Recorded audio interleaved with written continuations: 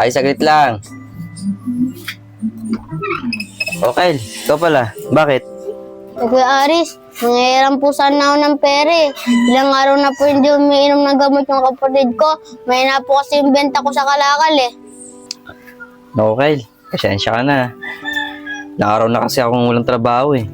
Yung perang natitira dyan, ang budget na lang din namin, pangkain. Siguro, Kyle, subukan mong mangingi ng tulong sa barangay. Baka mabigyan ka. Kuya Aris, humingi na po ako ng tulong doon. Kaso po, sabi nila, marami daw po kailangan bago nila kami tulungan. Oo nga pala, no. Yung mga rin pala maasikaso yan. Dahil wala ka namang magulang. Wala ka na bang ibang kamag-anak dito para malapitan ng tulong? Wala na po Kuya Aris eh. Ganun ba? Pasensya ka na.